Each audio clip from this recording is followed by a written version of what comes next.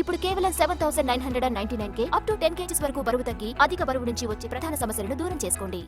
ఈ ఏడాది ఫిబ్రవరిలో వైసీపీ ప్రభుత్వం ఇచ్చిన డిఎస్సి నోటిఫికేషన్ను రద్దు చేసింది పాఠశాల విద్యాశాఖ. ఈ మేరకు జీవో నంబర్ 256ను విడుదల చేసింది.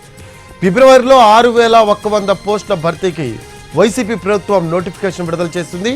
ఇటీవల 16,347 పోస్టుల భర్తీకి మెగా డిఎస్సిని విడుదల చేసింది టీడీపీ ప్రభుత్వం.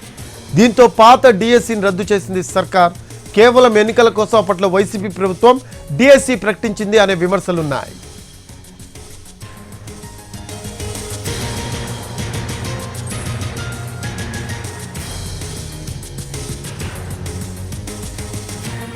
దీనికి సంబంధించిన లేటెస్ట్ అప్డేట్స్ మా కరెస్పాండెంట్ పిఎంఆర్ అందిస్తారు.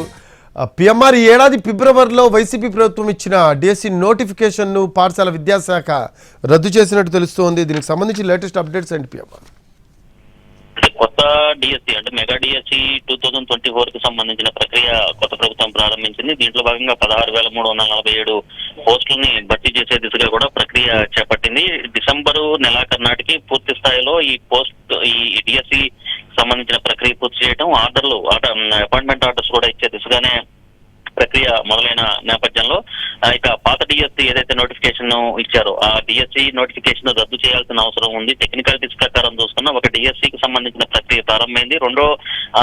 ఈలోగా ప్రభుత్వం మారింది. సో మరిన్ని పోస్టులతో గత ప్రభుత్వం కేవలం 6,100 పోస్టులతోనే డిఎస్సిని ఏర్పాటు చేసి నోటిఫికేషన్ ఇస్తే ఈ ప్రభుత్వం 16,347 పోస్టులతో డిఎస్సి నోటిఫికేషన్ ఇచ్చింది. సో ఈ నేపథ్యంలో పాత నోటిఫికేషన్ ని టెక్నికాలిటీస్ ప్రకారం చూసుకుంటూ ఉంటే రద్దు చేయాల్సిన అవసరం ఉంది కాబట్టి సో ఆ నోటిఫికేషన్ రద్దు చేస్తూ ప్రభుత్వం నిర్ణయం తీసుకుంది. దానికి అనుగుణంగా జీవో జారీ చేసింది.